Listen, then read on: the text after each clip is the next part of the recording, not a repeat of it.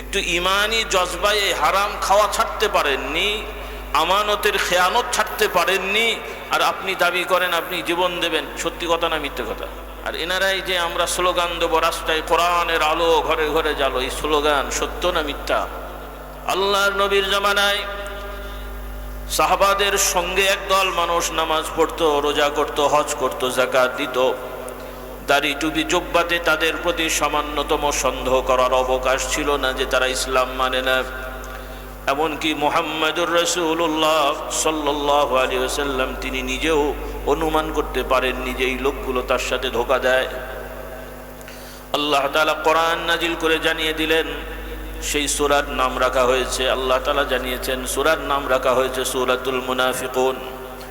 আল্লাহ তাআলা ওই সূরায় এই মানুষগুলোর বর্ণনা দিয়ে বলেন, وَإِذَا رَأَيْتَهُمْ تُعْجِبُكَ أَجْسَامُهُمْ وَإِنْ يَقُولُوا تَسْمَعْ لِقَوْلِهِمْ كَأَنَّهُمْ خُشُبٌ مُّسَنَّدَةٌ। আল্লাহ তাআলা বলছেন, হে নবী, আপনার চারপাশে একদল মানুষ আছে, তারা আপনার কাছে মুসলমান সেজেছে, আপনার সাথে নামাজ রোজা করে, আপনার সাথে ইসলামের দাওয়াতের সাথে তারা শরীক হয়। নবী খুতবা দেন, তারাও নবীর সামনের কাতারে বসে থাকে। আল্লাহর নবী খুতবা দিতে আসেন, এই মুনাফিকদের নেতারা মানুষকে ডেকে ডেকে বলে, ভাইয়েরা আসেন, আল্লাহর নবী খুতবা দেবেন, এলানো করে দিচ্ছে। তাহলে এই রকম মানুষকে সন্দেহ করার সুযোগ আছে ভাই?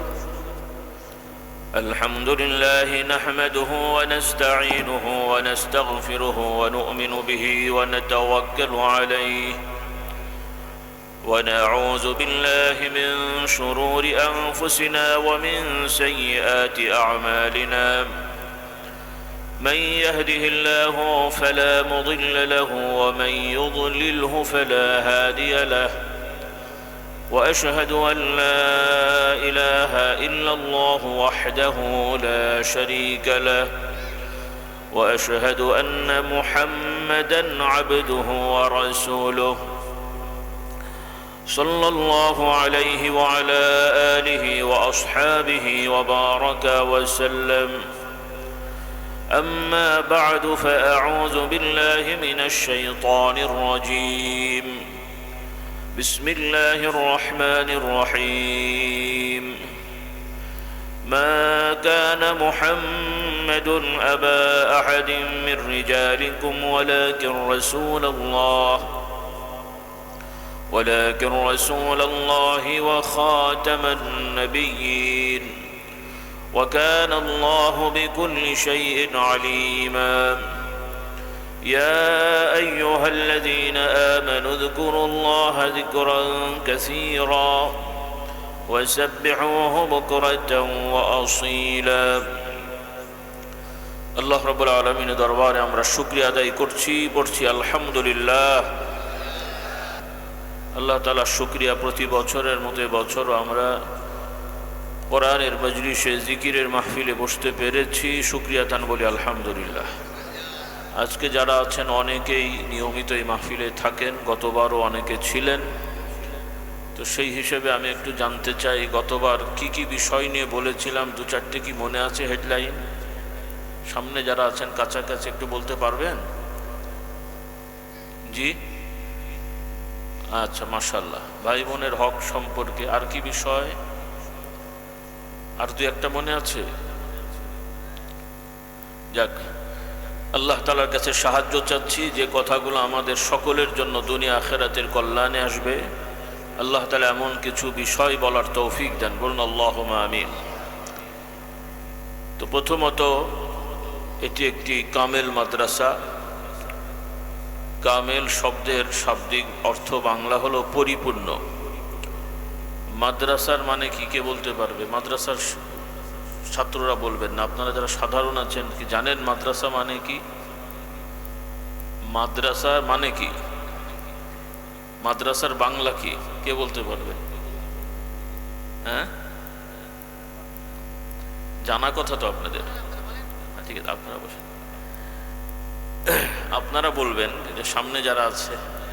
আচ্ছা, মাদ্রাসার ছাত্ররা এখানে কে কে আছো দেখি, তো একটা হাত তোলো তো বাবা, কাছাকাছি। আর তোমরা, আচ্ছা, মাদ্রাসার বাংলা কি? মাদ্রাসার বাংলা কি শব্দ অর্থ? বিদ্যালয়। আচ্ছা, মাশাআল্লাহ।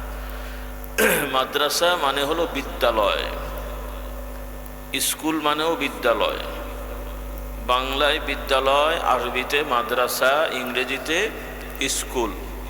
শাব্দিক অর্থ একই ভাষার দিক থেকে, তবে পারিভাষিকভাবে মাদ্রাসা বলতে অনারব দেশগুলোতে আমরা আরবিতে যেহেতু মাদ্রাসা বলি, এটাতে বোঝানো হয় যে এখানে ইসলামের বিষয়ে শিক্ষা হবে, এর সাথে অন্য কিছু।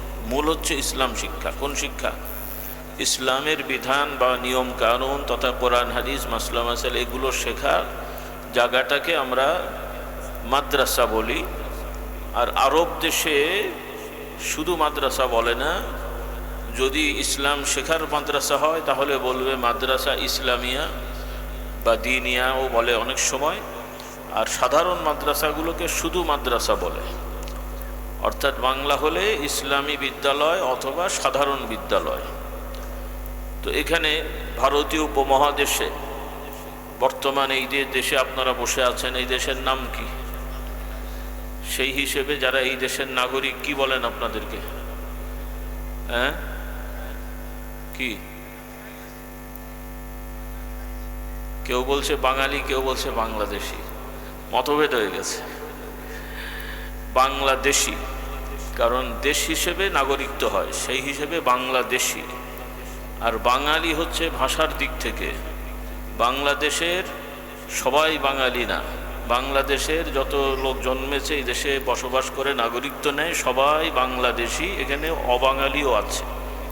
পশ্চিম বাংলায় যারা থাকে, বাংলা ভাষায় কথা বলে বা পৃথিবীর যে কোনো জায়গায় থাকে, তারা নিজেদের বাঙালি বলে ভাষার দিক থেকে। তো যাই হোক, বর্তমান এটা বাংলাদেশ। আজকে থেকে 55 বছর আগে এই জায়গাটায় কোন দেশ ছিল? পাকিস্তান। আর সেই সময়ের যারা, ওই সময় যারা এখানে জন্মেছেন বা বড় হয়েছেন, ওই সময় আপনারা কি পরিচয় দিতেন? পাকিস্তানি। আজকে থেকে 100 বছর আগে বা 150 বছর আগে আপনাদের বাবা দাদারাও এই অঞ্চলে ছিল, তখন তারা কি ছিল? 150 বছর আগে ভারতীয়। ব্রিটিশ শাসন করেছিল, কিন্তু দেশটা ছিল কি? ভারতবর্ষ। সেই ভারতের আমলে মুসলিমদের শিক্ষা ব্যবস্থার নামে একটা প্রতিষ্ঠান করা হয়, যেটা হলো এই যে বর্তমান আলিয়া মাদ্রাসা। কলকাতায় সর্বপ্রথম শুরু হয়, এর পাশাপাশি আসামে হয়, তারপরে বিভিন্ন জায়গায় বিক্ষিপ্ত আকারে কিছু প্রতিষ্ঠান হয়। ব্রিটিশ আমলে ভারতীয় উপমহাদেশে মুসলমানদের ব্রিটিশ সরকার কর্তৃক স্বীকৃত যে প্রতিষ্ঠান, সেটা হলো আলিয়া মাদ্রাসা। আর এটারও আগে ভারতীয় উপমহাদেশে দ্বীন ইসলাম চর্চার জন্য উলামায়ে দেওবন্দরা দেওবন্দের মাদ্রাসা প্রতিষ্ঠা করেন, এবং বিভিন্ন এলাকায় ক্ষুদ্র ক্ষুদ্রভাবে ব্যক্তিগত উদ্যোগে বিভিন্ন রকমের ব্যক্তিগত মাদ্রাসা, প্রাইভেট, যেটাকে বাংলায় আমরা মানে ইংরেজিতে আমরা বলি প্রাইভেট প্রতিষ্ঠান বা বেসরকারি প্রতিষ্ঠান, ব্যক্তিগত প্রতিষ্ঠান। তো প্রতিষ্ঠান নয়, এগুলো আলেম ওলামারা দ্বীন ইসলামের দাওয়াতির কাজের উদ্দেশ্যে তারা তাদের মতন করে বৈঠকখানায়, গাছতলায়, বাড়ির উঠানে, যে যেখানে পেরেছেন মানুষদেরকে দ্বীন শিখিয়েছেন, বলি আলহামদুলিল্লাহ। তো সেই নিয়মে এই মাদ্রাসাগুলো চলে আসছে। একটা পর্যায়ে ভারত থেকে ব্রিটিশরা চলে গেছে, সংক্ষেপে বলছি। সেই সময়ে নানান থিওরি আবিষ্কার হলো, সেখান থেকে দেশভাগের প্রশ্ন আসলো। এক পর্যায়ে দুইটা দেশ হলো পাকিস্তান, সেখান থেকে আবার ভেঙে বর্তমান বাংলাদেশ। তো পাকিস্তান হওয়ার পরে সেই ব্রিটিশ আমলের সিস্টেমে তৎকালীন পূর্ব পাকিস্তানে প্রথম সরকারি মাদ্রাসা হয়, সরকার স্বীকৃত, সেটা হলো ঢাকা আলিয়া মাদ্রাসা। তবে এটা পূর্ব পাকিস্তান, আর বর্তমান পাকিস্তান হলো পশ্চিম পাকিস্তান। পশ্চিম পাকিস্তানে কিন্তু এরকম সরকারি আলিয়া মাদ্রাসা নেই, সবই বেসরকারি মাদ্রাসা। এরপরে বাংলাদেশ হলো, এই মাদ্রাসাগুলো বন্ধ হওয়ার উপক্রম হলো, কিন্তু আলহামদুলিল্লাহ পরবর্তীতে যারা দায়িত্ব পালন করেছেন তারা এই মাদ্রাসাগুলো রেখেছেন, বলি আলহামদুলিল্লাহ। তো এই মাদ্রাসাগুলো এক ধরনের শিক্ষা ব্যবস্থা, আর এই মাদ্রাসারও আগের যে শিক্ষা ব্যবস্থা সেটা হলো এই ধরনের ওয়াজ মাহফিল, বলি আলহামদুলিল্লাহ। মাদ্রাসা আগে নয়, এই ওয়াজ মাহফিল আগে। এই ওয়াজ মাহফিল আল্লাহর নবীর জমানা থেকে আজ পর্যন্ত আছে এবং কিয়ামত পর্যন্ত থাকবে, এটাই স্বাভাবিক, কারণ এটার দ্বারাই দিন আছে, বলি আলহামদুলিল্লাহ। এজন্য এটাকে গুরুত্ব দিতে হবে। আপনারা যদি মনে করেন মাদ্রাসা হয়ে গেছে, মাদ্রাসায় মানুষ পড়ে আলেম হয়ে যাবে আর এই ওয়াজ মাহফিলের দরকার কি, এটা খুব ভুল হবে। কারণ মাদ্রাসায় সবাই পড়ে আলেম হয় না, ডিগ্রিওয়ালা হয়। এমনকি স্কুল কলেজেও সবাই পড়ে জ্ঞানী বিদ্বান শিক্ষিত হয় না, ডিগ্রিওয়ালা হয়। বর্তমান ক্রাইম লিস্টে যাদের নাম আছে উল্লেখযোগ্য অপরাধীরা কিন্তু এই সকল পড়ুয়া ডিগ্রিওয়ালা। খবর নিয়ে দেখবেন বর্তমান অপরাধীদের উল্লেখযোগ্য বেশিরভাগ সংখ্যা হলো ডিগ্রিওয়ালা। ডিগ্রি ছাড়া মোটেই পড়াশোনা নেই, এদের সংখ্যা খুবই কম।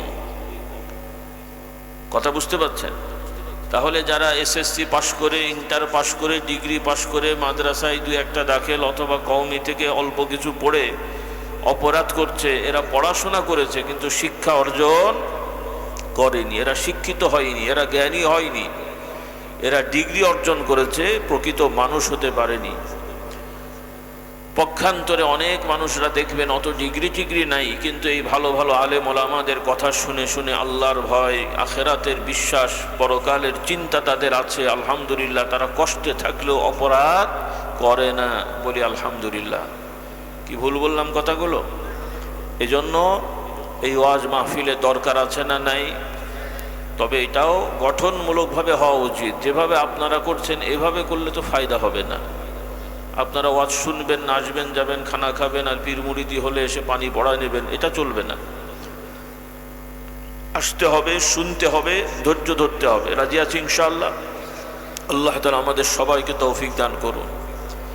তো মূলত ওয়াজের দরকারটা কি? ওয়াজের দরকার এজন্যই, ওয়াজ মানে হলো উপদেশ। আল্লাহ রাব্বুল আলামিন তার পক্ষ থেকে সৃষ্টি জগতের জন্য বিধান নাজিল করেছেন, অবতীর্ণ করেছেন।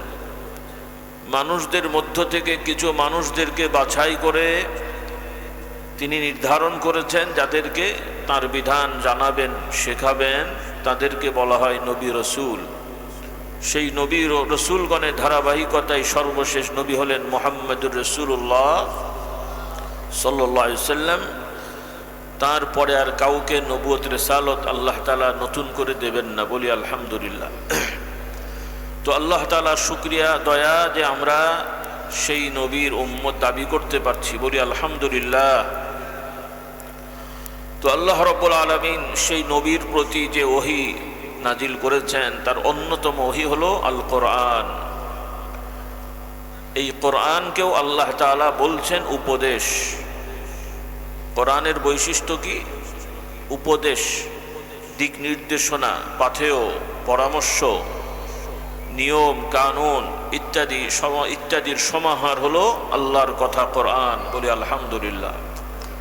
এবং এটাই হলো সব থেকে সত্য কথা, সব থেকে উত্তম কথা।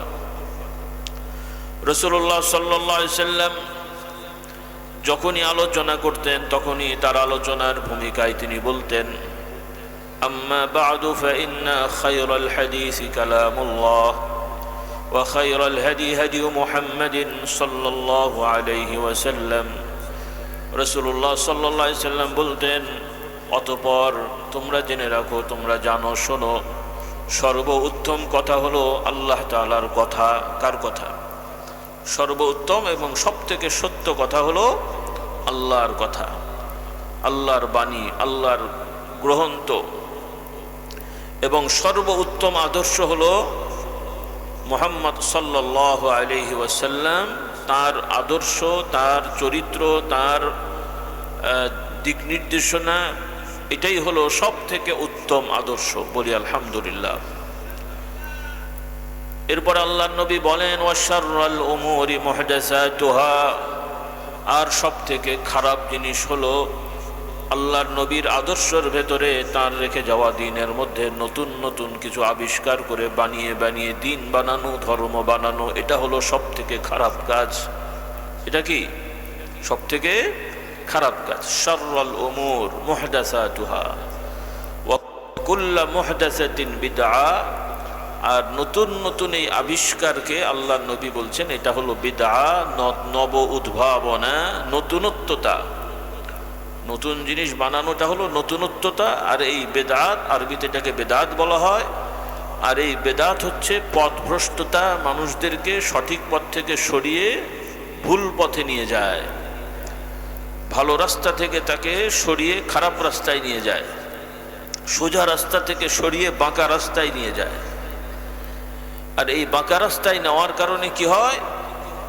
আল্লাহ নবী বলছেন এই পথ ভ্রষ্ট করে দিয়ে মানুষকে জাহান্নামের দিকে নিয়ে যায়। বলুন নাউযুবিল্লাহ।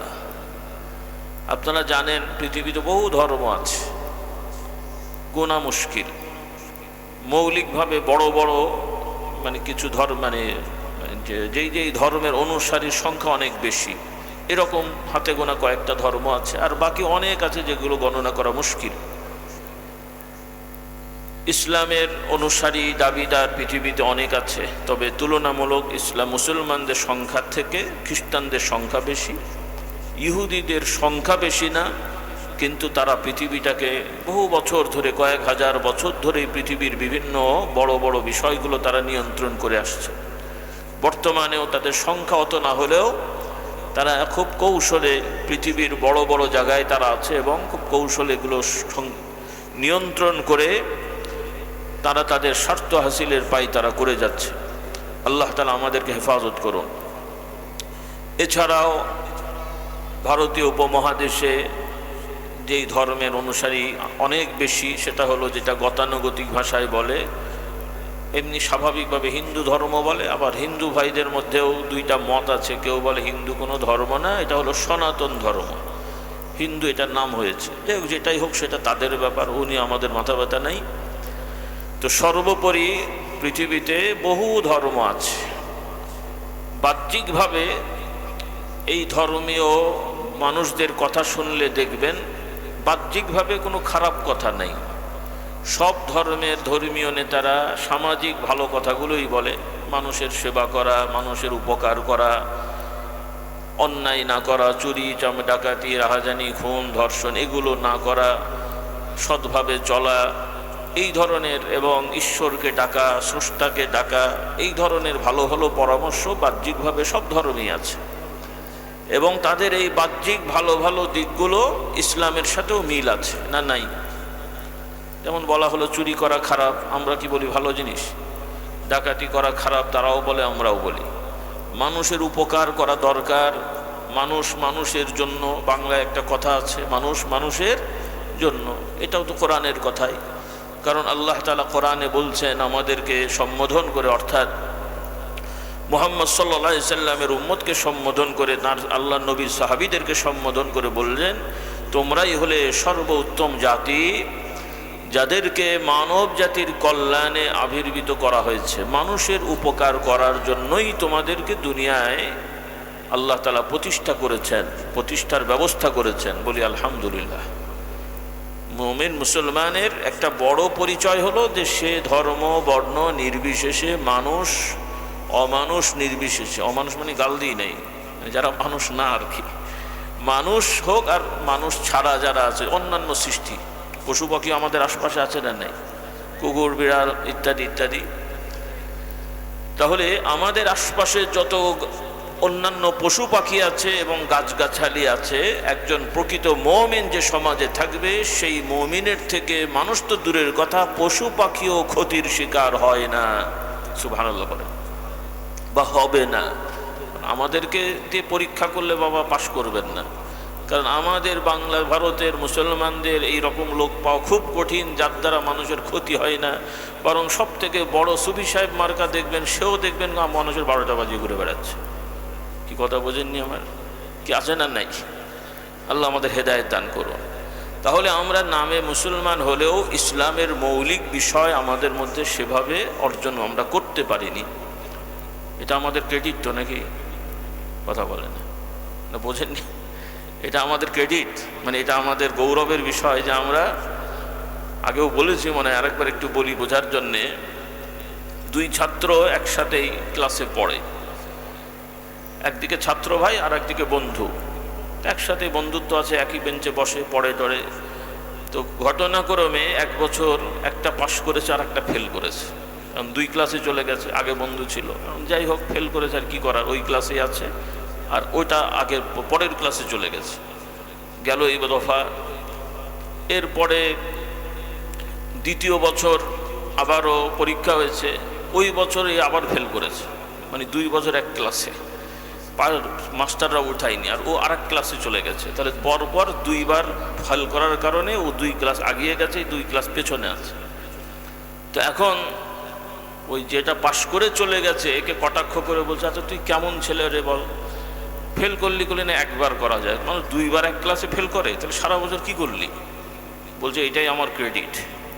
কি এটাই হলো ওর ক্রেডিট? বলছে এটা আবার কেমন ক্রেডিট হলো, ফেল করা ক্রেডিট? বলছে আমি কি পরীক্ষা দিই না, দেখিস না? হ্যাঁ তো দাও তো, ঠিক আছে, আমি পরীক্ষাও দিই, পরীক্ষায় প্রথম সময়ে ঢুকি এবং শেষ সময়ে বের হই, একদম কোনো প্রশ্ন বাদ থাকে না, সব প্রশ্ন আমি অ্যাটেন্ড করি, সব প্রশ্নের নম্বর দিয়ে আমি লিখি, খাতা ভরে লিখি, 3 ঘন্টা ভরে লিখি, লিখে জমা দিয়ে এসি, কিন্তু কোনো মাস্টারের সাধ্য নেই আমাকে নম্বর দেয়। কি বুঝলেন? হ্যাঁ, আমরা দাড়িওয়ালা, টুপিওয়ালা, মোচওয়ালা, পাগড়িওয়ালা, কামেল পাস, দাওরা পাস, এই পাস সে পাস, কিন্তু কোরআনের আলো আর জ্বলছে না, কারণ সব পাশের মধ্যে গন্ডগোল। কি নাপাক পানি দিয়ে অজু করেছেন, অজু হবে? অজু করেছে না করেনি? নাপাক পানি দিয়ে মুখ ধুয়েছে, হাত ধুয়েছে, মাথা ভাঁজে করেছে, ঠ্যাং ধুয়েছে, সব ঠিক আছে, বাহ্যিকভাবে ধৌত করা ঠিক আছে, কিন্তু পানি নাপাক, কি হবে? তো অজু তো করেছে, কিন্তু এই অজু হয়নি। নামাজ, রোজা, হজ, যাকাত সব ঠিক আছে, কিন্তু হারাম খায়। কি হলো? কারণ যে খাবার আপনি খেয়েছেন, খাবার দ্বারা শক্তি হয়, সেই শক্তি দিয়ে আপনি কাজ করেছেন। নাপাক পানি দিয়ে অজু করলে যেমন অজু হয় না, হারাম খেয়ে ইবাদত করলে সেই ইবাদত আল্লাহর কাছে কবুল হয় না। এখন যদি বলেন ইবাদত করব না, তাও তো বিপদ, ইবাদত না করলেও জাহান্নামে যাবেন, আর হারাম খেয়ে ইবাদত করলেও সেগুলো আল্লাহর কাছে কবুল হবে না। আর বাস্তবতা হলো অধিকাংশ আমাদের মুসলমান, অন্য ধর্ম তো বাদ দেন, আমরা যারা ধর্মকর্ম মেনে চলি মুসলিম নামে, যেগুলো মোটেই করে না সে তো বাদ দেন, একদম সমাজে কিছু লোক আছে সুদ খায়, আছে না নাই? আপনাদের দেশে আছে, সুদ খায়, ঘুষ খায়, আছে না নাই? কিছু লোক সুদ খায়, ঘুষ খায়, তারা হারাম খাচ্ছে। আর কিছু লোক আছে যারা সুদ ঘুষ খায় না, মাদ্রাসার শিক্ষক, স্কুলের শিক্ষক, কলেজের শিক্ষক, তারপরে কৃষি কাজ করে, তারা এই সুদ ঘুষখোরদেরকে দেখে কটাক্ষ করে যে আমরা হালাল খাই, আমরা ভালো, এই সুদ ঘুষ খাওয়া লোকগুলো খুব খারাপ, ওনারা খুব ভালো, সুদ ঘুষ খাওয়া লোকগুলো খুব খারাপ। বুঝলাম এরা সুদ ঘুষ খায়, খারাপ জিনিস। আর যারা বলছে আমরা ভালো, সুদ ঘুষ খাই না, আপনি কি করেন? আমি স্কুলের শিক্ষক, ভালো করে খবর নিয়ে দেখেন উনি ঠিক মতো পড়ায় না, ক্লাস ফাঁকি দেয়, তো ওনার বেতন কি হলো? মাদ্রাসার শিক্ষক ঠিক মতো পড়ায় না, ক্লাস ফাঁকি দেয়, বেতন সব নাই, সুযোগ সুবিধা সব ঠিক আছে, এটা কি হলো? কৃষক মানুষ কৃষি কাজ করে, মনে হয় যে একদম হালাল, পিওর হালাল, ভালো করে খবর নিয়ে দেখেন ভাই বোনের জমি আত্মসাৎ করা, সেই জমিতে চাষ করেছে, ওই চাষ খেয়ে উনি সুবহানাল্লাহ আলহামদুলিল্লাহ পড়ে। কেমন মুসলমান? এবার হিসাব করেন, এবার হিসাব করে দেখেন আমাদের অবস্থাটা কি। আমি কি বানিয়ে বললাম কথাগুলো? তাহলে এই ধরনের মুসলমান রাস্তায় স্লোগান দেবেন, কোরআনের আলো ঘরে ঘরে জ্বালো, ইসলামের জন্য জীবন দেবেন, একটু মন দিতে পারেন নাই বলে জীবন দেবে। একটু ইমানি জজবায় হারাম খাওয়া ছাড়তে পারেননি, আমানতের খেয়ানত ছাড়তে পারেননি, আর আপনি দাবি করেন আপনি জীবন দেবেন। সত্যি কথা না মিথ্যে কথা? হ্যাঁ, সত্যি কথা না মিথ্যে কথা বলেন? হাসার জন্য বলছেন, একটু নিজের বিবেককে প্রশ্ন করেন। আর এনারাই যে আমরা স্লোগান দেবো রাস্তায়, কোরআনের আলো ঘরে ঘরে জ্বালো, এই স্লোগান সত্য না মিথ্যা? আল্লাহ আমাদের হেদায়েত দান করুন। স্লোগান ভালো, দেবেন, অবশ্যই দেবেন, দেবেন না কেন? মুসলমানের সন্তান তাকবীর ধ্বনি দেবেন, মুসলমানের সন্তান রাস্তাঘাটে সর্ব জায়গায় আল্লাহর বরত্ব মহত্ব প্রকাশ করে ধ্বনি দেবেন, এটাই তো স্বাভাবিক। কিন্তু বক ধার্মিক হয়ে ভণ্ডামি করে বললে তো বাবা কাজে লাগবে না। আল্লাহর নবীর জামানায় সাহাবাদের সঙ্গে একদল মানুষ নামাজ পড়তো, রোজা করত, হজ করত, যাকাত দিত। দাড়ি টুপি জুব্বাতে তাদের প্রতি সামান্যতম সন্দেহ করার অবকাশ ছিল না যে তারা ইসলাম মানে না। এমনকি মুহাম্মদুর রাসূলুল্লাহ সাল্লাল্লাহু আলাইহি ওয়াসাল্লাম তিনি নিজেও অনুমান করতে পারেননি যে এই লোকগুলো তার সাথে ধোঁকা দেয়। আল্লাহ তাআলা কোরআন নাজিল করে জানিয়ে দিলেন, সেই সূরার নাম রাখা হয়েছে, আল্লাহ তাআলা জানিয়েছেন সূরার নাম রাখা হয়েছে সূরাতুল মুনাফিকুন। আল্লাহ তাআলা ওই সূরায় এই মানুষগুলোর বর্ণনা দিয়ে বলেন, وَإِذَا رَأَيْتَهُمْ تُعْجِبُكَ أَجْسَامُهُمْ وَإِنْ يَقُولُوا تَسْمَعْ لِقَوْلِهِمْ كَأَنَّهُمْ خُشُبٌ مُّسَنَّدَةٌ। আল্লাহ তাআলা বলছেন, হে নবী, আপনার চারপাশে একদল মানুষ আছে, তারা আপনার কাছে মুসলমান সেজেছে, আপনার সাথে নামাজ রোজা করে, আপনার সাথে ইসলামের দাওয়াতের সাথে তারা শরীক হয়। নবী খুতবা দেন, তারাও নবীর সামনের কাতারে বসে থাকে। আল্লাহর নবী খুতবা দিতে আসেন, এই মুনাফিকদের নেতারা মানুষকে ডেকে ডেকে বলে, ভাইয়েরা আসেন, আল্লাহর নবী খুতবা দেবেন, এলানো করে দিচ্ছে। তাহলে এই রকম মানুষকে সন্দেহ করার সুযোগ আছে ভাই? কোরআনের কথা। আল্লাহর নবী সাল্লাল্লাহু আলাইহি ওয়াসাল্লাম তিনি নবী, আদম সন্তান, সেই হিসেবে মানুষ। তবে নবুয়ত পাওয়ার কারণে বা নবুয়ত প্রদত্ত হওয়ার কারণে তার অনেক বৈশিষ্ট্য আছে যেগুলো সাধারণ মানুষদের নেই, এটা বাস্তব। আবার সাধারণ মানুষ, আল্লাহর নবী মানুষ বলতে সাধারণ মানুষ মনে করেন না, তিনি মানুষ, নিয়মতান্ত্রিকভাবে, বংশগতভাবে, উৎসগতভাবে আদম সন্তান। এটাও কোরআনে আল্লাহ বলে দিয়েছেন। এটা আপনাদের কাছে স্পষ্ট হওয়া দরকার, কারণ আজকাল নয়, আগে থেকেই অনেকেই ভালো কিছু বলতে যে স্পষ্ট করেন না, সাধারণ মানুষগুলো ধূম্রজালের মধ্যে থাকে, অবান্তর কথাবার্তা বলে মুসলমানদের মধ্যে বিভক্তি সৃষ্টি করা হয়। এগুলো আমাদেরকে স্পষ্ট হওয়া দরকার। আল্লাহ তাআলা আমাদের বোঝার তৌফিক দান করুন। রাসূলুল্লাহ সাল্লাল্লাহু আলাইহি ওয়াসাল্লাম সহ পৃথিবীর সব যত নবী রাসূল ছিলেন সবাই আদম সন্তান। কার সন্তান? মানুষ মাত্রই আদম সন্তান। এখানে কোনো মানুষ মাদরের বংশধর নাই, কোনো মানুষ এই আদম সন্তানের ধারাবাহিকতার বাইরে অন্যভাবে কেউ সৃষ্টি হয়নি। আল্লাহ তাআলা আদম এবং হাওয়াকে প্রথম সৃষ্টি করেছেন মানুষের মধ্যে, এরপর থেকে তাদের বংশের ধারাবাহিকতায় মানুষকে কিয়ামত পর্যন্ত রাখার ব্যবস্থা রেখেছেন। বলি আলহামদুলিল্লাহ। এখন কিছু কিছু ধর্মের মানুষেরা এই নবীদের ব্যাপারে অপপ্রচার করেছে, নবীদের ভক্তি ভালোবাসার নামে।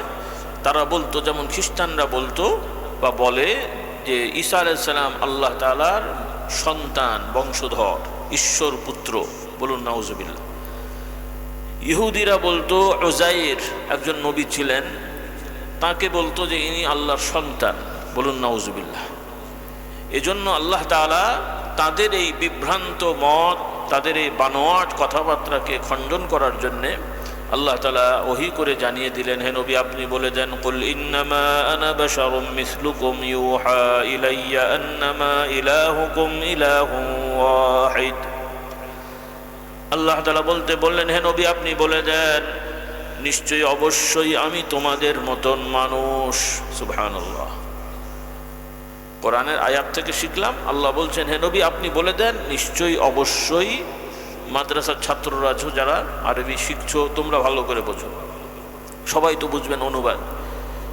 আল্লাহ তাআলার ভাষা, কোরআনের কিছু মৌলিক ভাষা, অর্থাৎ বাংলায় যেমন আমরা বিশেষভাবে গুরুত্ব দিয়ে কিছু কথা বলি, যেমন অবশ্যই, আপনি, নিশ্চয়ই আপনি, এরকম। তো আল্লাহ তাআলা ওইভাবে বলছেন, কুল ইন্নামা আনা বাশার, হে নবী আপনি বলে দেন, নিশ্চয়ই অবশ্যই আমি তোমাদের মতনই মানুষ। সুবহানাল্লাহ। তাহলে এই যে আমাদের মতন বলার মানে কি? যে আমাদের মতন, আমরা যেমন সবাই আদম সন্তান, আল্লাহর নবীও বা সব নবীরাই কার সন্তান? আদম সন্তান। কিন্তু আমরা যে সাধারণ বলতে মানুষ মাত্রই গুনাহ হয়, অন্যায় হয়, অপরাধ হয়, স্বার্থপরতা থাকে, অবান্তর রাগ থাকে, জুলুম করার প্রবণতা থাকে। এই যে অপরাধমূলক যত কর্মকাণ্ড সাধারণ মানুষের মধ্যে থাকে, নবী রাসূলগণের এই ধরনের অপরাধমূলক কোনো বিষয় তাদের মধ্যে থাকে না। বলুন সুবহানাল্লাহ। কথা বোঝা যাচ্ছে? বিশ্বাস হলো? সবার হয়নি মনে হয়, এই বুড়ো ভাইদের রয়েছে। যারা এই গতানুগতিক ইয়াং গ্রুপ, এরা চিন্তা করছে হুজুর একটু বাড়িয়ে বাড়িয়ে বলছে নাকি। এটা ঈমান। কারণ কথাই বলে, বাংলা একটা কথা আছে, আপনার দেশে বলে কি না, যে সারা গায়ে ক্ষত ওষুধ দেবো কত, বলে? এই দেশে নেই মনে হয়। একটা প্রবাদ আছে, মানে গায়ে এমনি ছোটোখাটো কেটে গেলে একটা দুটো মলম দেওয়া, যেরকম করে আঙুল দিয়ে মলম দেয়। এখন পুরো গায়ে যদি থেতরে মেতরে যায়, ও আর আঙুল দিয়ে মলম দেওয়ার সুযোগ থাকে না, গণহারে মালিশ করতে হয়।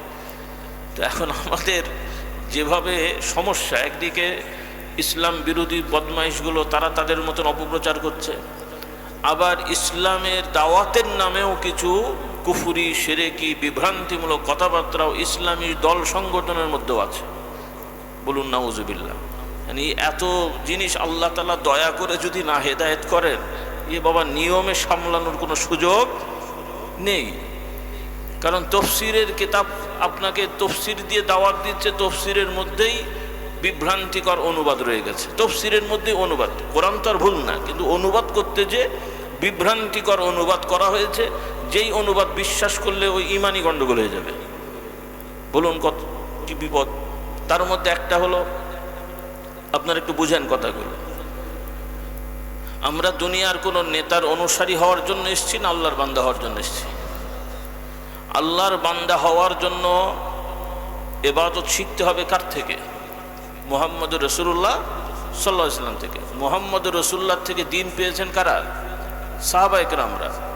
তাহলে আল্লাহ নবী পেয়েছেন আল্লাহর পক্ষ থেকে, আর আমরা পেয়েছি, আমাদের পূর্ববর্তী যারা এসেছেন তারা পেয়েছেন, তারা এই ধারাবাহিকতায় সাহাবায়ে কেরাম এবং মুহাম্মদ সাল্লাল্লাহু আলাইহি ওয়াসাল্লাম পর্যন্ত চলে গেছেন। এখন সাধারণ মানুষের মধ্যে যদি ধারণা হয় যে মুহাম্মদ সাল্লাল্লাহু আলাইহি ওয়াসাল্লামও মাঝে মাঝে ভুল করেছেন, তাহলে দিন থাকবে? সাহাবারাও স্বার্থপর ছিলেন, দিন থাকবে? কিন্তু ইসলামের দলের নামে কিছু ভাইয়েরা আছেন, তাদের কিতাবাদি বই পুস্তকে এই ধরনের কথা আছে। তারা ভালো কথা বলেন, তারা ইসলাম চান, মানুষকে ইসলামের পথে দাওয়াত দেন, রাষ্ট্রীয়ভাবে ইসলাম হোক তারা চান, আমরাও চাই, এতে কোনো দ্বিমত নেই, এতে কোনো দ্বিমত নেই। আপনার অসুখ হয়েছে, ওষুধ খাবেন, আমরাও চাই ওষুধ খাবেন। আর এক ভাইও বলছেন ওষুধ খাবেন, কিন্তু উনি যেই ওষুধটা দিলেন, ওষুধ ঠিক এই রোগের জন্যই আছে, কিন্তু দেখা গেল ডেট ফেল। কি ফেল? এখন এই ওষুধ খেলে কি হবে? এখন আমরা যদি বলি ভাই ওষুধ ঠিক আছে, নাম ঠিক, এই ওষুধ এই রোগের জন্য, কিন্তু ডেট তো ফেল। উনি বলেন ডেট ফেল হোক আর যাই হোক, ওষুধ তো আচ্ছা, এই ওষুধ খেয়ে কি হবে? কি না মাথায় ঢোকেনি কথা? তাহলে ওষুধ ঠিক, ওনারাও বলছেন আমরাও বলছি, রোগের ওষুধ লাগবে এটাও ঠিক, কিন্তু ডেট ফেল ওষুধ দিয়ে রোগ ভালো হবে?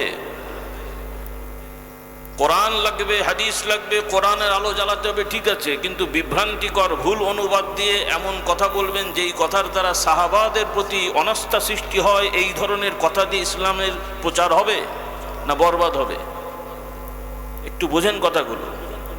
সেজন্যে যারা ইসলামের পক্ষে আছেন আপনারা দৃঢ়তার সহিত থাকেন, সবাই আছেন, কিন্তু এখন মুশকিল হলো আপনারা আবার দুই গ্রুপ হয়ে বসে আছেন। এক গ্রুপ বলছেন যে আমরা ইসলামী রাজনীতি করি, আর এক গ্রুপ বলছেন আমরা মুসলমান তবে ধর্মনিরপেক্ষ রাজনীতি করি। তো ধর্মনিরপেক্ষ মানে কি? এক একজন এক এক ব্যাখ্যা দেয়। এখন কী যে ওনারা ব্যাখ্যা দেন ওনারাই জানেন, আমরা ঝগড়া করার দরকার নেই। যদি বলে আপনি মুসলমান না, বলে আমি মুসলমান, ইসলাম মানেন না, বলে মানি, তাহলে কি রাজনীতি করেন? বলে ধর্মনিরপেক্ষ রাজনীতি করি।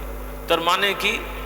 বলছে যে ধর্মীয় স্বাধীনতা, যার যার ধর্ম শেষে মানবে, আমরা আমাদেরটা নিয়ে থাকবো। কথা ভালো, কিন্তু ধর্মীয় স্বাধীনতার নামে যদি আবার বলেন যে আপনারা পুজোও করবেন, নামাজও পড়বেন, কেমন হবে? কথা বলেনি। তো এর নাম কি ধর্মীয় স্বাধীনতা হলো নাকি?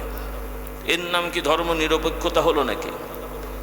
এখন যদি বলা হয় যে যারা ইসলামী দল করে তারাই বিসমিল্লাহ বলে মুরগি, গরু, ছাগল, হাঁস মুরগি জবাই করে খাবে, আর যারা ধর্ম নিরপেক্ষ দল করে তারা গরুও খাবে, খাসিও খাবে, আর ক্রাইসিস হলে কুত্তা শুয়োরও খাবে। কি ওনার তো নিরপেক্ষ, তো খেলে অসুবিধা কি? খাবেন কেউ? কোনো ধর্ম নিরপেক্ষ যারা রাজনীতি করেন তাদেরকে যে যদি আমরা বলি যে ভাই এখন বর্তমান ক্রাইসিস চলছে, গরু ছাগলের দাম বেড়ে গেছে, আপনারা যদি দয়া করে একটু কুকুর বিড়ালের দিকে যান তাহলে আমাদের একটু সুবিধা হয়, কারণ আমরা তো ওগুলো খাবো না। আর আপনারা যদি নিরপেক্ষ একটু কুত্তা খান, শুয়োর খান, অসুবিধা কি আছে, অল্প সময়ের জন্যে খাবে। আচ্ছা, এই প্রস্তাবটা দিলে এরা খুশি হবে না রাগ করবে? হ্যাঁ, আর যদি আমাদের থেকে বয়সে একটু বড় টরাই 2-4 চর মারবে যে কথা আর খুঁজে পাওনি, আমি মুসলমানের বাচ্চা শুয়োর খাবো মানে, তাই তো কথা। এটা খুব ভালো, আমাকে চর মারলেও খুশি যে উনি রেগেছেন যে আমি মুসলমানের বাচ্চা শুয়োর খাবো কেন। প্রশ্ন তো এখানেই যে আপনি মুসলমানের বাচ্চা শুয়োর খাবেন না তো সুদ খাবেন কেন? কথা বলে, শুয়োর কে হারাম করেছে? সুদ কে হারাম করেছে? নাকি আমরা পীর সাহেবরা হারাম করেছি? কুত্তা কে হারাম করেছে? কুত্তা খায় না মানুষ? আচ্ছা, আমরা খাই না, অন্য দেশে খাই তো নাকি? শুয়োর খায় না, মজা করে খায়, নাউযুবিল্লাহ। তাহলে প্রশ্ন এখানেই যে আপনারা ঠিক আছে, আমাদের হুজুর দিয়ে আমরা তো কোনো দল করি না, আপনারা জানেন।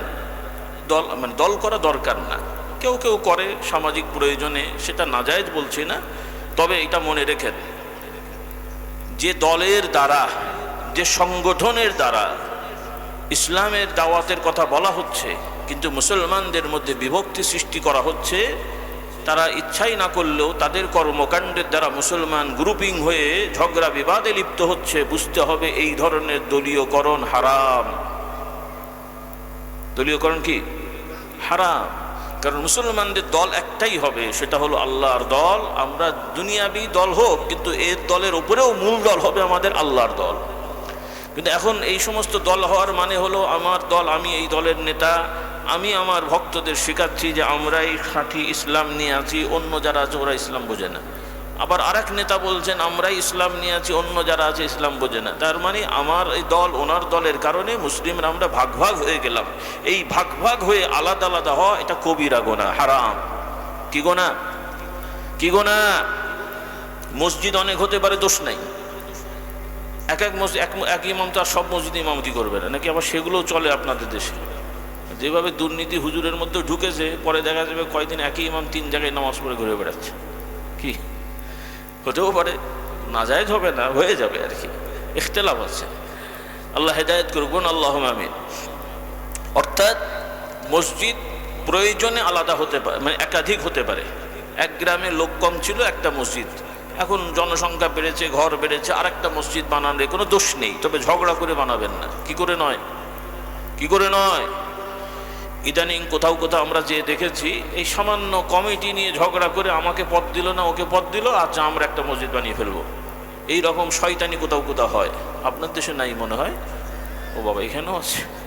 কি বিপদ রে ভাই, আল্লাহ হেদায়েত দান করুন। মুসল্লি জনস্বার্থে মসজিদ হবে, কোনো আপত্তি নেই, ভালো কাজ। যে ভাই এই মসজিদে জায়গা হচ্ছে না, জায়গা ছোট, আর একটা জায়গায় একজন বললো আমি জায়গা দেবো, ভাই একটা মসজিদ হোক, সবাই বলবে হ্যাঁ খুব ভালো কাজ, আলহামদুলিল্লাহ। কিন্তু ঝগড়া করে আমাকে কমিটির সদস্য নিল না, আমরা এই দলের লোক, ওরা ওই দলের লোক, আমরা একটা মসজিদ বানিয়ে ফেলবো, এটা দেখতে মসজিদ হলেও এই কাজটা শয়তানি কাজ। কি কাজ? এটা জোরে বলেন, শয়তানি কাজ। এই শয়তানি করে ইবাদত হয় না, ইবাদত হবে সুন্দরভাবে। আল্লাহ তাআলা আমাদের তৌফিক দান করুন। যা হওয়ার হয়ে গেছে, ভবিষ্যতে আর এগুলো করেন না, খবরদার না।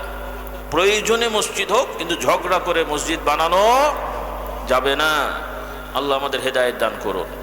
তো ওইভাবে সামাজিক কাজে এক মানুষ সব পারে না। আল্লাহর নবী সাহাবারা যেই পরিবেশে ছিলেন, সেই পরিবেশে অনেক কাজ এক মানুষ পেরেছে, কিন্তু বর্তমানে বিশ্বায়নের এই অবর্তমান পরিপ্রেক্ষিতে একজন হুজুর বা একজন মানুষ অনেক পেশাজীবী হবে, কাজ করবে, এটা সম্ভব নয়। কাজেই আলেম ওলামা জ্ঞানী মানুষেরা বিভিন্ন বিষয় নিয়ে কাজ করবেন, সংগঠন করবেন, মানুষের দাওয়াত দেবেন, এটা ভালো কাজ। কিন্তু এই দল সংগঠনকে কেন্দ্র করে যদি মুসলমানদেরকে আপনারা ভাগ করে ফেলেন যে এরা ওই গ্রুপ, এরা ওই গ্রুপ, তারা ওই গ্রুপ, তাহলে বুঝতে হবে যে এটার মধ্যে কোনো ঝামেলা আছে। যদিও নাম ইসলামের দাওয়াত, নাম ইসলামের আন্দোলন, নাম ইসলাম কায়েম, কিন্তু বাস্তবে এদের এই সমস্ত কর্মকাণ্ডই মনে হচ্ছে এগুলো সব ভণ্ডামি। মূল কাজ হচ্ছে আমি নেতা হব, আমি ক্ষমতা পাবো। এগুলো ভালো জিনিস নয়।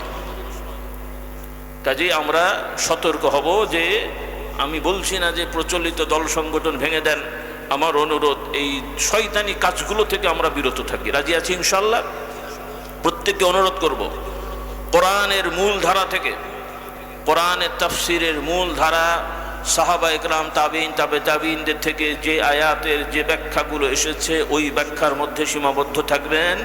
মন গড়া ব্যাখ্যা বিশ্লেষণ করে মুসলমানদের মধ্যে বিভক্তি হয় এমন কাজ করা যাবে না।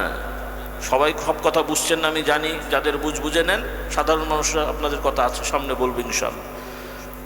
তো আমার ভাইরা, আমার মা বোনদেরও বলতে চাই, সবাই বোঝেন, সেই হিসেবে আমি বলতে চাই যে আমরা বিশ্বাস করব সকল নবীগণ রসুলগণ সত্যবাদী ছিলেন, সকল নবী রসুলগণ নিষ্পাপ ছিলেন, বেগুনাহ ছিলেন, কোনো অন্যায় অপরাধ তারা করেননি।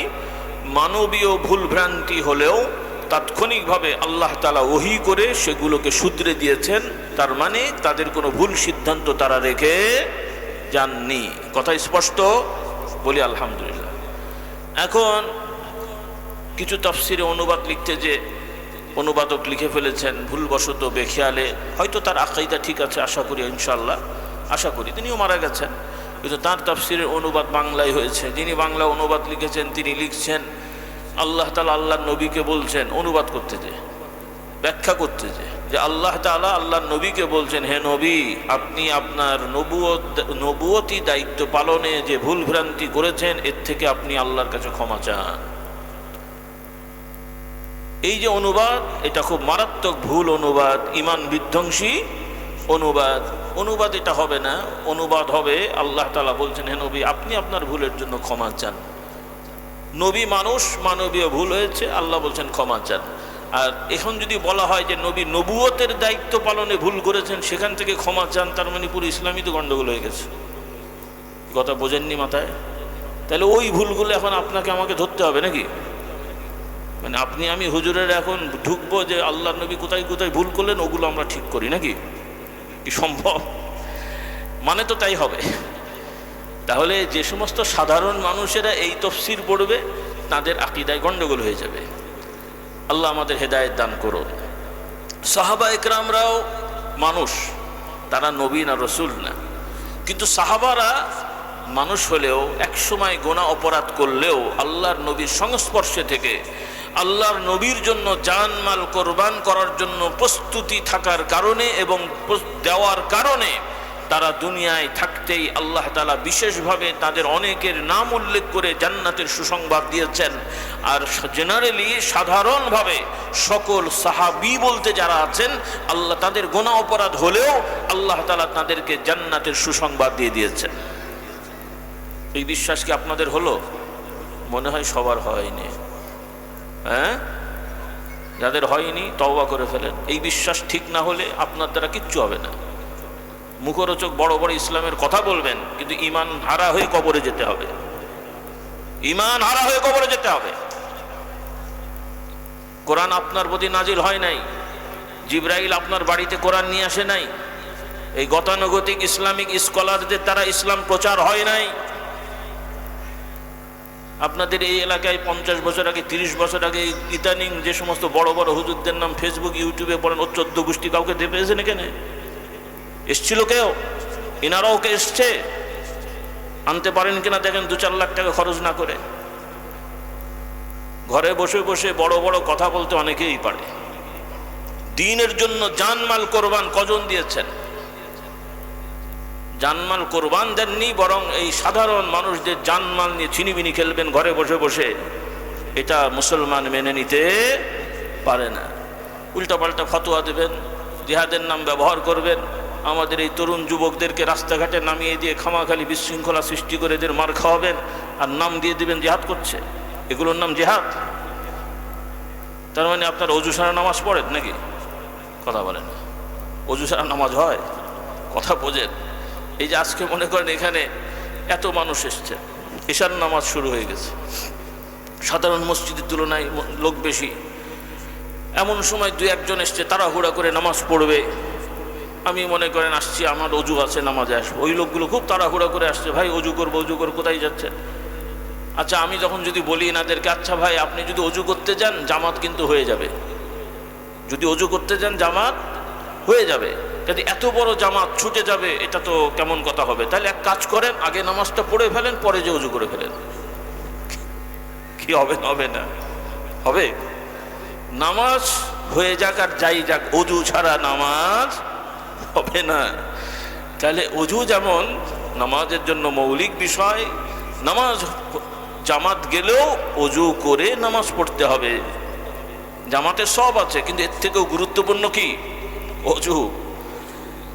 জিহাদের প্রয়োজন আছে, জিহাদের মানদণ্ড আছে। কখন জিহাদ করবেন, কার সাথে করবেন, কি শক্তি থাকলে জিহাদ করবেন, এই বিশ্লেষণ না বুঝে আপনারা 3-4 জন লোক বসে আছেন, ওখানে সশস্ত্র বিভাগ কয়েকশো মানুষ, তাদের সামনে আমি যে ফাটাবাস নিয়ে বলবো যে জিহাদ করব, এটাকে জিহাদ বলে?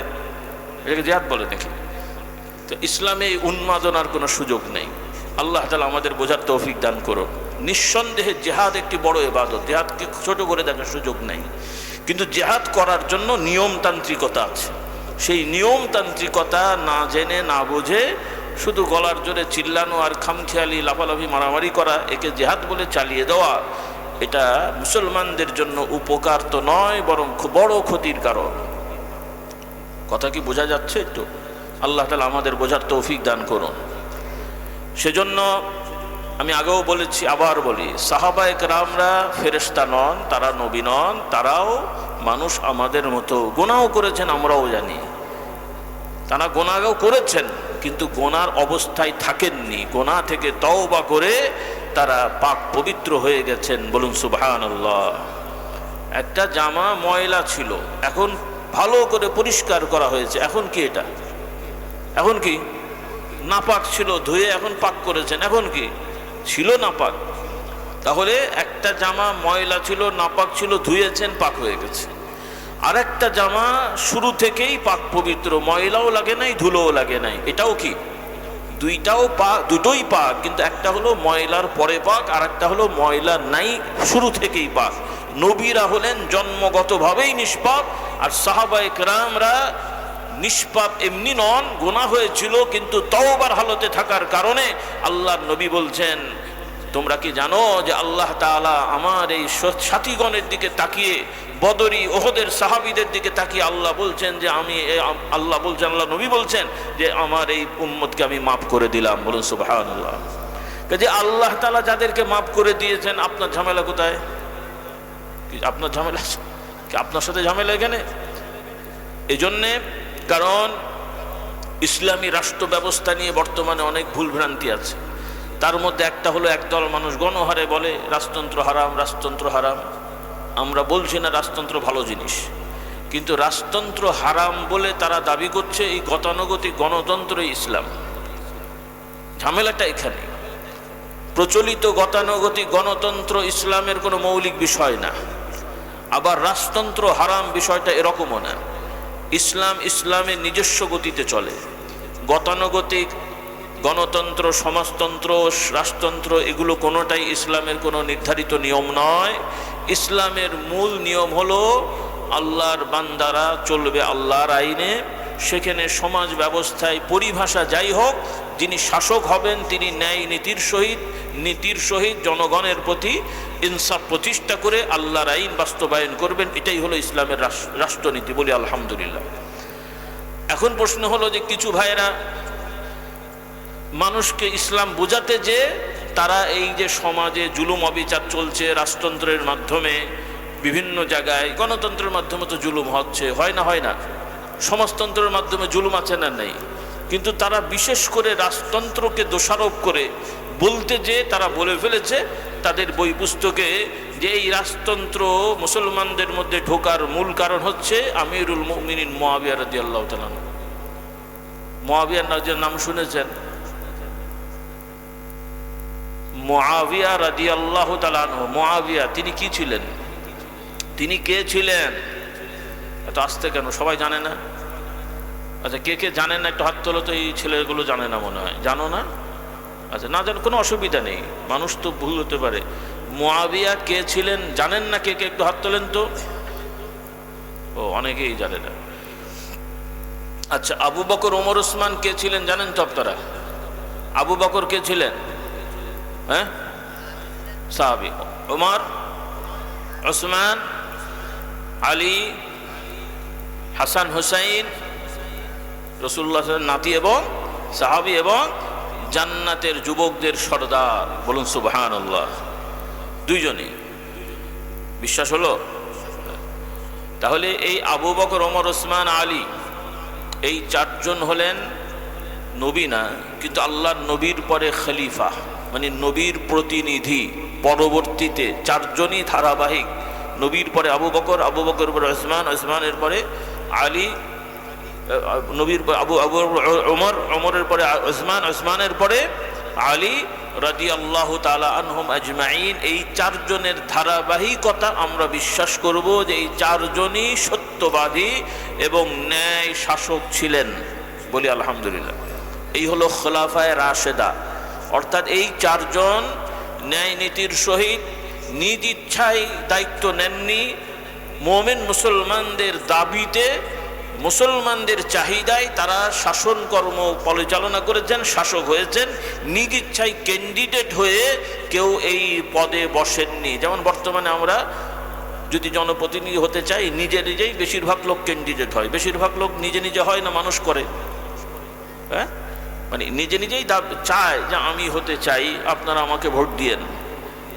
এরকম লোক খুঁজে পাওয়া মুশকিল, যাকে আপনার এলাকার 1000 মানুষ যে হঠাৎ করে বললো, ভাই আপনি ভালো মানুষ, আপনি আমাদের দায়িত্ব নেন, না হলে আমরা ঝামেলায় পড়বো। আপনি বলবেন যে না ভাই আমি নিতে, না ভাই আপনাকে নিতে হবে। এত মানুষ বলেছে, বেচারার না পেরে বলেন আচ্ছা ভাই নিলাম।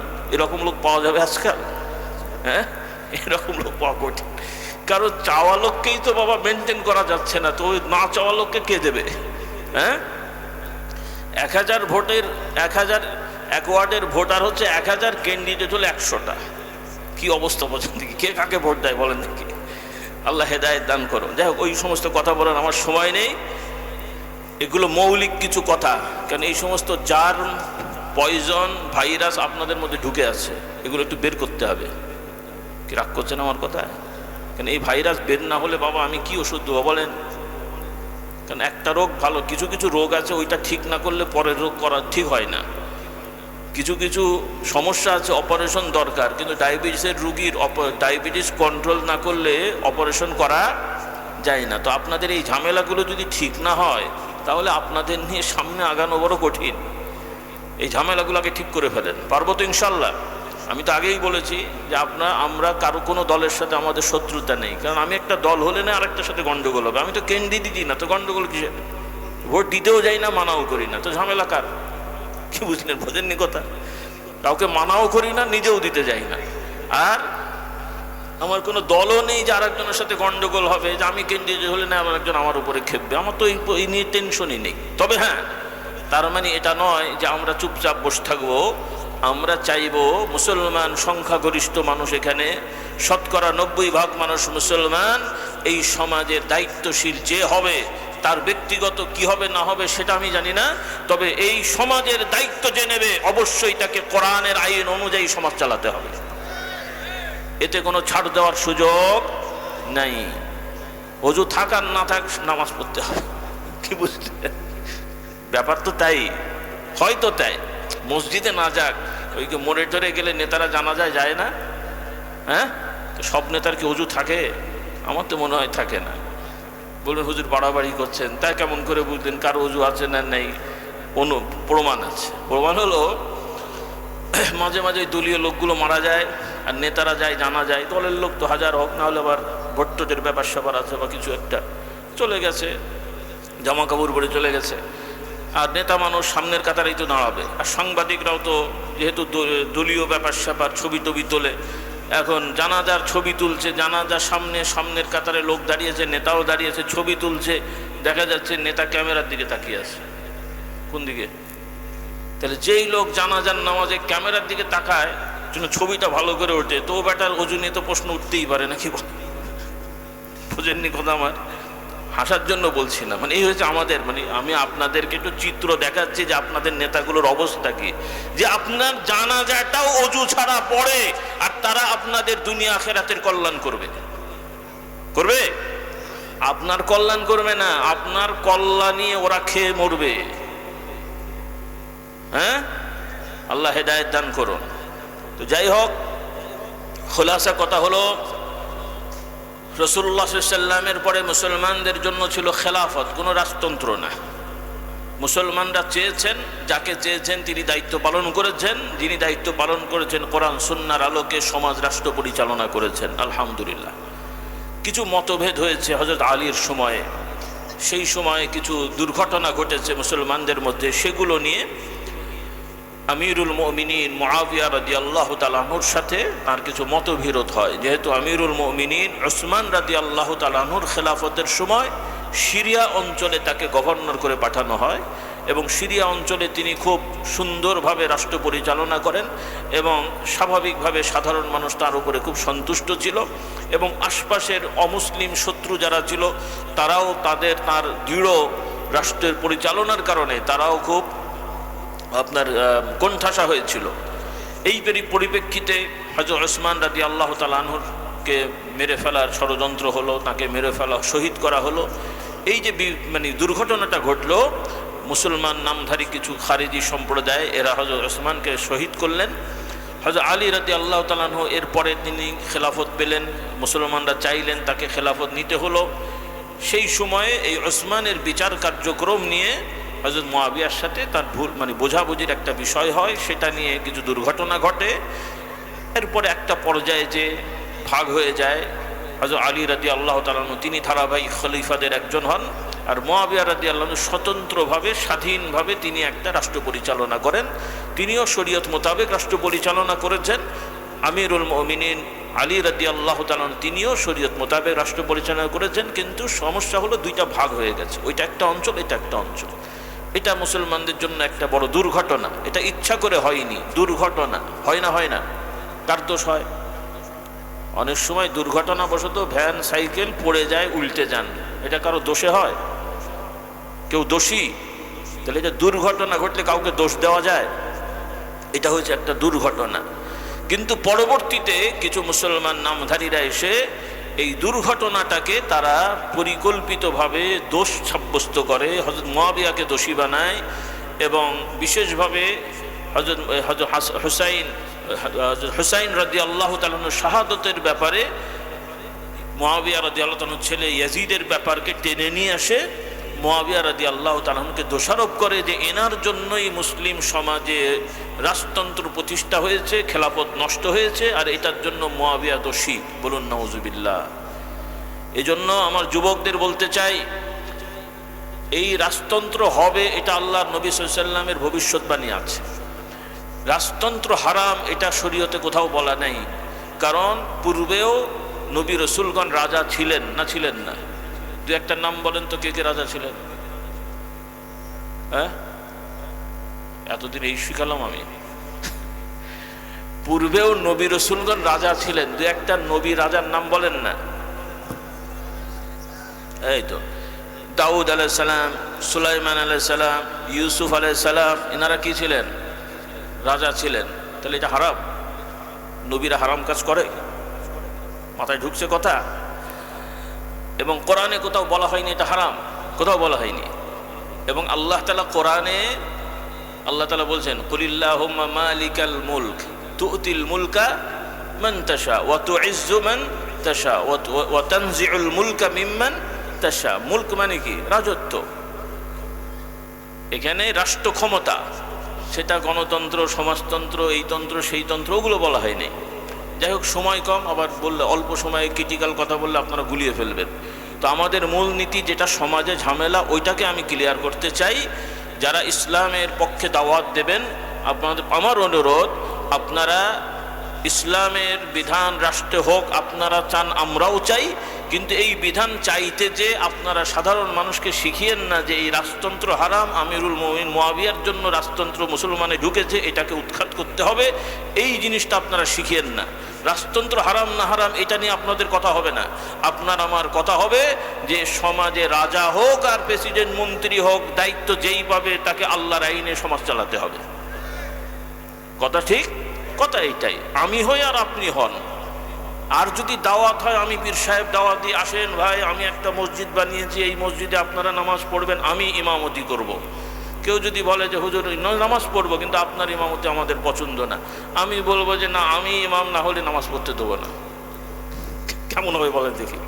আমার বলা উচিত আমি ইমাম হই না হই, বাবা তোরা নামাজ পড়। অসুবিধা আছে না? অসুবিধা আছে। তো তা আমার ইমামতি না হলে কি নামাজ হবে নাকি? এটা আমার বাচ্চা খুব ভালো বুঝেছে, বুড়োরা বোঝেনি। কি বুঝলি? আমাদের দাবি হবে যে আমি নেতা হই না হই তাতে কিছু যায় আসে না বাবা, তুমি নেতা হয়েছো হও, তুমি তো আল্লাহর আইনে রাষ্ট্র চালাতে হবে। কি একমত? দল যাই হোক, কারণ সবাই বলছে ধর্মীয় স্বাধীনতা, কারণ আপনারাই তো বলেছেন যে দলের লোক হোক, কেউ মুসলমানের বাচ্চা শুয়োর খায়, মুসলমানের বাচ্চা কুত্তা খায়, মুসলমানের বাচ্চা ওপেনলি তার বউ আর একজনের সাথে থাকুক সে মেনে নেবে, কারণ সে জানে এটা হারাম এবং এটা খারাপ জিনিস। তাহলে ওইভাবে বাকি আইন মানলেই তো হয়ে গেল। বলি আলহামদুলিল্লাহ। ওইভাবে আপনি যে দলেরই হোক সুদ বাদ দেন, যে দলেরই হোক ঘুষ বাদ দেন, যে দলেরই হোক যোগ্য মানুষকে নিয়োগ দেন, ঘুষ নিয়ে কাউকে নিয়োগ দেবেন না। কি কথা পছন্দ হয়নি? হ্যাঁ, মসজিদের খাদেম পর্যন্ত এখন ঘুষ ছাড়া নিয়োগ হয় না। কি জ্বালাতন রে বাবা! কোথায় যাবেন বলেন দেখি? আল্লাহ আমাদের হেদায়েত দান। আল্লাহ আমিন। এই জাতি কিভাবে আসবে? এ তো স্বয়ং ফেরেশতা আসলেও পালাবে বাবা, এই দরকার নেই এদের। হাসার জন্য বলছি না, কোথায় আমরা চলে গেছি বলেন দেখি? আল্লাহ আমাদের হেদায়েত দান করেন, বলুন আল্লাহ আমিন। তো যাই হোক, অনেক বেশি কথা হয়ে যাচ্ছে, রাত হবে, বেশি হলে ঠিক হবে না। তো খোলাসা কথা, এই কথাগুলো বলা দরকার মনে করেছি, সেজন্য বললাম। ভাই বোনেরা এই শিক্ষাটা ঠিক রাখেন, কারণ এগুলো আমাদের মৌলিক শিক্ষা। এই মূল সমস্যাগুলো থাকার কারণে মুসলমানদের মধ্যে বিভক্তি হয়ে যাচ্ছে। আপনারা এই ছোটোখাটো বিষয় নিয়ে টানাটানি করছেন, ছাড় দেবেন না।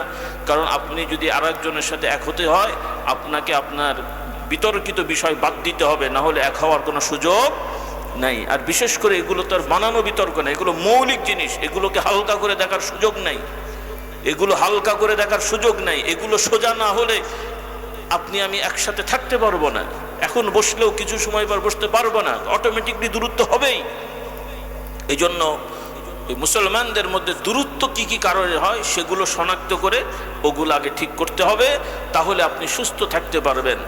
এই যে করোনা হলো, টিকা কেন দিল? শুধু ওষুধ তো খাওয়াতে পারতো, কারণ শুধু ওষুধে এটা কন্ট্রোল করার সুযোগ ছিল না যে আগে টিকা দেওয়া হোক তারপরে ওষুধ দিলে কাজ হবে।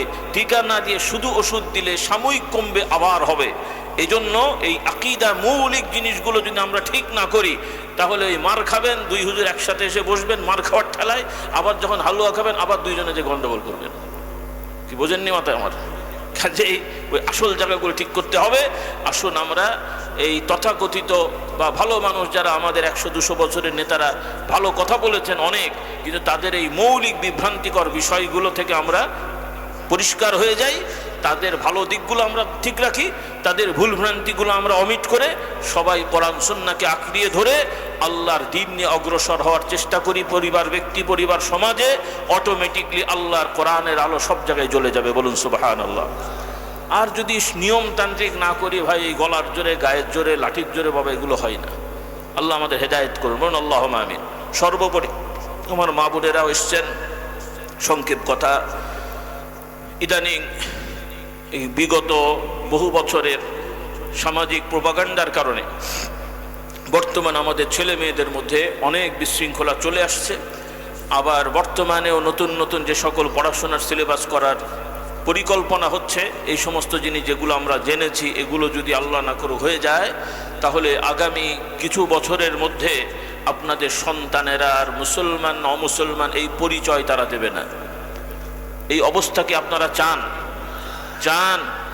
কাজে আপনাদের এখন থেকে সিদ্ধান্ত নিতে হবে যে আপনারা কি মুসলমান হয়ে থাকতে চান না মুসলিম ছেড়ে দিতে চান, নাকি আপনারা মুসলমান হয়ে বিপদে পড়েছেন যে অনেক কিছু মানতে হয়, হুজুররা এটা বলে সেটা বলে, আমাদের ছেলেরা যেন ওই বিপদে না পড়ে। ওরা সব খাবে, সব করবে, তাই তো?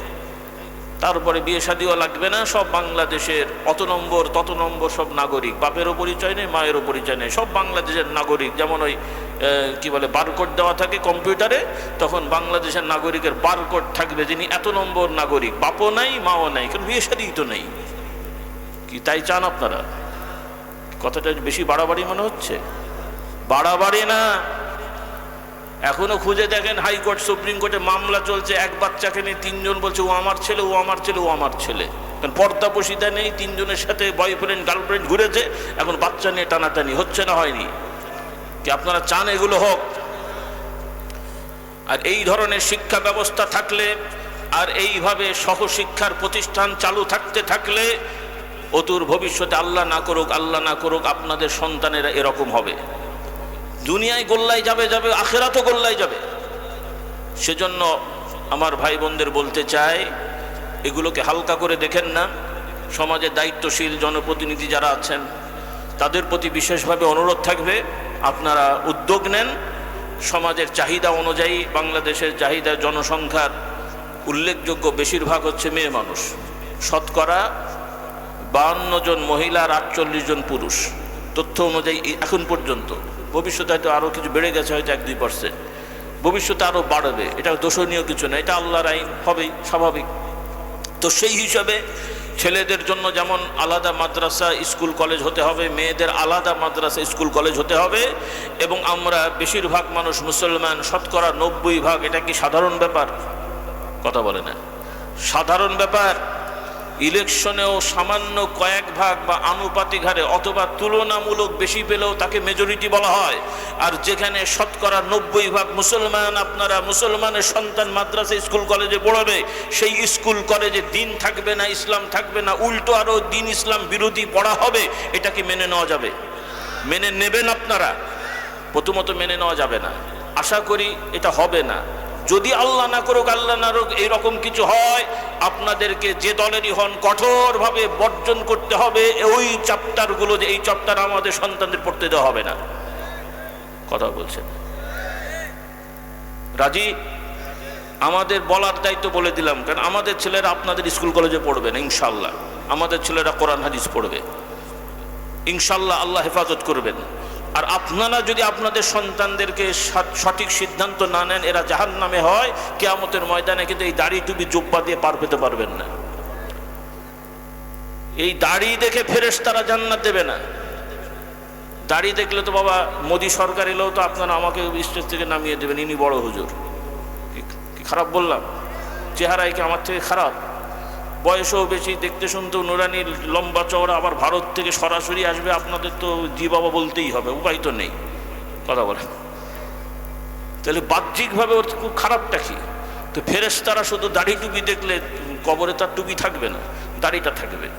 আর দাড়ি না থাকলে তো প্রথমেই ফেরেশতারা বলে যাওয়ার কোন চিজ কি বলবে না? তো মুসলমান দাঁড়িয়ে নেই তো ফেরেশতারা চিনবে কেমন করে? আমরাই তখন চিনতে পারি না। ওই মাঝে মাঝে পানি পড়া নিতে আসে, ঝামেলায় পড়ে যায়। কি আজকেই তো একজন এসছে বেচারা, আমার সন্দেহ হলো, তো নাম জিজ্ঞেস করলাম, সরাসরি তার জিজ্ঞেস করা যায় না আপনার ধর্ম কি, কৌশলে জিজ্ঞেস করলাম নাম। এখন নাম যা বললো সেটাও আবার কনফিউশন, কারণ এখন কিছু কিছু নাম আছে মুসলিম হিন্দু বোঝা যায় না। আবার আর এক বাপের নাম জিজ্ঞেস করলাম, তো তখন আবার বোঝা গেল যে কি হলো আর কি, কোত্থেকে উনি আমদানি হয়েছেন। মুশকিলের কথা, হাসার জন্য বলছি না, আল্লাহ হেদায়েত করুক। তো যাই হোক, কথা হলো ভাইরা, এগুলোকে হালকা করে দেখেন না, এগুলো হালকা বিষয় নয়। আপনারা মনে করেন ইসলাম মানে আমি তো নামাজ পড়ছি, টুই মাথায় তো বুড়ো বয়সে তওবাতিল্লাহ করে ফেরেশতা হয়ে যাব। ওই বুড়ো পর্যন্ত আপনার ছেলে বাঁচবে বা আমরা হুজুররা তাকে শেখাতে পারবো, তার নিশ্চয়তা আছে? এজন্যে মাদ্রাসা তো আছেই, মসজিদ তো থাকবেই, মক্তব তো থাকবেই, ওয়াজ নসিহত তো চলবেই। কিন্তু শতকরা 90% মুসলমানের দেশের শিক্ষা ব্যবস্থায় 1 থেকে একদম সর্বশ্রেণীর মাস্টার্স পিএইচডিরও চ্যাপ্টারে ইসলাম থাকবে, এটাই স্বাভাবিক। অন্য ধর্মের মানুষ সে তারটা পড়বে, আমরা বাধা দেবো না, আমরা কারো ধর্মে বাধাও দেবো না, কারো ধর্মীয় অনুষ্ঠানে শরিকও হব না। তারটা সে করবে, তাকে খারাপ বলবো না, কিচ্ছু বলবো না। তবে আমরা আমাদের হক দিন ধরে রাখবো, দাওয়াত দেবো, রাজি আছি ইনশাআল্লাহ। মা বোনদের বলতে চাই, আল্লাহ তাআলা মানুষ বানিয়েছেন পুরুষ নারী করে। পুরুষ নারী নন, নারী পুরুষ নন, প্রত্যেকের আলাদা বৈশিষ্ট্য আছে। পুরুষকে পুরুষ হয়ে পুরুষের দায়িত্ব পালন করতে হবে, নারীকে নারী থেকে নারীর দায়িত্ব পালন করতে হবে। নারী পুরুষের মতন হতে চাওয়া এটা অভিশাপের কাজ, পুরুষ নারীর মতন হতে চাওয়া এটাও কি অভিশাপের কাজ। আল্লাহ নবী বলছেন, যে নারী পুরুষের মতন ভাবসাব নিয়ে ঘোরে সে অভিশপ্ত, যে পুরুষ নারীর মতন ভাবসাব নিয়ে ঘোরে সে কি অভিশপ্ত। কাজে এই ট্রান্সজেন্ডার নামক যে বিষয় সমাজে এসছে নতুন করে বলা হয়, এটা সম্পূর্ণ কুফুরি কথা, কুফুরি বিশ্বাস, কুফুরি কাজ। কাজে এই ধরনের কোনো বিষয় কখনোই যেন সমাজে না আসে। আপনাদের পরিবারে এরকম ছেলে মেয়ে হলে তাকে মেডিকেল ট্রিটমেন্ট করাবেন, মানসিক রোগ ডাক্তার দেখাবেন, ট্রিটমেন্ট করবেন। যদি মানসিক রোগ হয় তাকে ট্রিটমেন্ট হোক, আর যদি দুষ্টুমি হয় তার ট্রিটমেন্ট হলো চাবুক। কি তার ট্রিটমেন্ট কি? প্রশাসনের দায়িত্ব এই ট্রিটমেন্ট হলো ওকে সাইজ করা। বলবেন যে এটা মানবাধিকার লঙ্ঘন হবে, তো প্রশাসনের ভাইয়েরা যখন সন্দেহজনক ছেলে মেয়েকে ধরে নিয়ে যে ঠাঙান, ওখানে ওই সময় মানবাধিকার লঙ্ঘন হয় না? কথা বলে না। সন্দেহজনক ধরে নিয়ে আপনারা মাপতে পারেন, তখন মানবাধিকার যায় কোথায়? আর এগুলো সমাজে শয়তানি করবে, শয়তানি শিখাবে, এগুলোকে মারধর করলে মানবাধিকার লঙ্ঘন হয় না, মানবাধিকার প্রতিষ্ঠা হয়। কারণ একটা বদমাইশের জন্য যদি সমাজের বেশিরভাগ মানুষ বিশৃঙ্খলায় পড়ে, তাহলে ওইটাকে সাইজ করা মানবাধিকার কেনা? কথা বলে না। কারণ এতগুলো মানুষ যার দ্বারা বিপদে পড়বে, তাহলে সেটা দোষী নাই, মানুষগুলো দোষী। ওইটাকে সাইজ করা দরকার আছে না নাই? জনসম্মুখে সাইজ করা, যেন অন্যরা ভয় পায় যে এই শয়তানি আর করা যাবে না। আমরা করবো না, এটা প্রশাসন করবে, জনপ্রতিনিধিরা করবেন, এটা আপনাদের দায়িত্ব। নাহলে সমাজ কন্ট্রোল করতে পারবেন না, কোনো আইন দিতে পারবেন না আপনারা। এটা আল্লাহর দেওয়া আইন। অপরাধীকে মানুষের সামনে শাস্তি দিলে স্বাভাবিকভাবে ওই অপরাধ সম্পর্কে মানুষের ভয় ঢুকবে, আর অন্য মানুষগুলোর মধ্যে অপরাধের ব্যাপারে আতঙ্ক সৃষ্টি হবে, অপরাধ কমবে বা নেই হয়ে যাবে ইনশাআল্লাহ। আল্লাহ আমাদের বোঝার তৌফিক দান করুন। মা বোনদের বলতে চাই, মেয়েরা আপনারা আপনাদের ছেলেদেরকে ছেলেদের মাদ্রাসা স্কুলে পড়াবেন যেখানে মেয়েরা পড়ে না, মেয়েদেরকে মেয়েদের মাদ্রাসা স্কুলে পড়াবেন যেখানে ছেলেরা পড়ে না। এক, এবং ছেলে মেয়েরা বাড়ি থেকে মাদ্রাসা স্কুলে যাবে পর্দার সহিত। এবং কোনো ছেলে মেয়েরা, আমার যুবকেরা 9, 10, 11, 12-এ অনার্স মাস্টার ডিগ্রি ছাত্রছাত্রী ভাই বোনেরা, পুরুষ নারী কখনোই বন্ধুত্ব করা যাবে না। ছেলে মেয়ে কখনোই বন্ধুত্ব পাতানো, কি ভয় লাগছে নাকি? ছেলেরা ছেলেদের সাথে বন্ধুত্ব থাকবে, মেয়েরা মেয়েদের সাথে বন্ধুত্ব থাকবে, স্বামী স্ত্রীর বন্ধুত্ব থাকবে, নিজের ভাই বোনের বন্ধুত্ব থাকবে, কিন্তু পর পুরুষ, বেগানা নারী পুরুষ কখনোই বন্ধুত্ব হতে ইসলামের আইনে হতে পারে না। এটা খুব ভালো করে মনে রাখতে হবে, কারণ এই বন্ধুত্বের নামেই আপনাদের সন্তানদের জীবন বরবাদ করে দেওয়া হবে।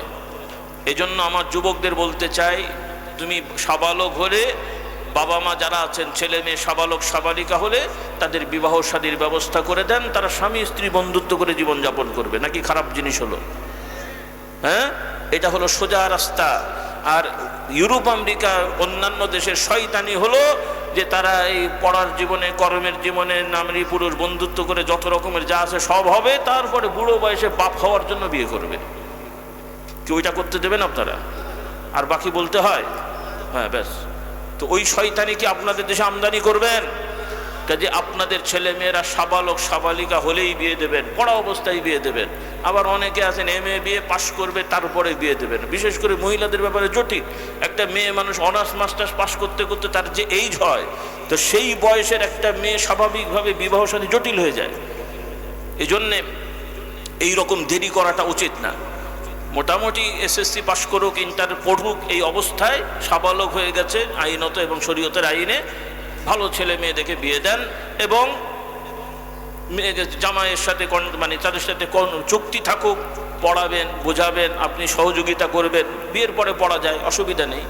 কিন্তু এই ঝুলিয়ে রাখে, তারপরে দেখা যায় বয়স হয়ে যায়, তারপরে নাউজুবিল্লাহ পর্দা বসিদা থাকে না, নানান ধরনের ঝামেলা হয়ে যায়। এগুলো আবার এখন ডিজিটাল যুগ, কে কোথায় ছবি টবি তুলে রাখে, এরপরে কথাবার্তা হলে আবার ফাঁস করে দেয়, এবার ঝুলে থাকেন। এবার হুজুরের পানি পড়ার গলায় তাবিজ হয়, এগুলো দিয়ে। কথা বোঝেননি আমার? কারণ একবার এই যে ক্লেম, একবার বদনাম হয়ে গেলে এটা শুধরানো বড় কঠিন তো বর্তমান যুগে। আর কিছু শয়তান থাকে তো এগুলোর মধ্যে। আগেও তো মুখে মুখে হতো, তাও কত ঝামেলা হতো, এখন তো মুখে মুখে থাকে না, সব ডকুমেন্টস হয়ে যায়। এই জন্যে ছেলে মেয়েদের বলতে চাই, বিশেষ করে মেয়েরা, ছেলেগুলো তো কম বদমাইশ না, তোমাদেরকে পটিয়ে পাটিয়ে অনেক কিছু করে। সেজন্য মেয়েদের বলতে চাই, খবরদার কারো কথায় পটা যাবে না। তোমরা তোমাদের নিরাপত্তা নিয়ে থাকবে, কোনো ছেলে ডাকলে তাদের ধারে কাছেও যাবে না, কোনো ছেলেরা কোনো মেয়েদের ধারে কাছেও যাবে না। যেমন করোনা ভাইরাস যেমন জটিল, এর থেকেও এগুলো প্রেমের ভাইরাস আরো জটিল। কিরে বাবা, এখানে কি লোক আছে নাকি এরকম? আল্লাহ হেদায়েত করুক। করোনা ভাইরাস যেমন ক্ষতিকর, তার থেকেও বড় ক্ষতিকর এই সমস্ত তথাকথিত বন্ধুত্ব, প্রেম, হাবিজাবি, এগুলো সব শয়তানি ভাইরাস।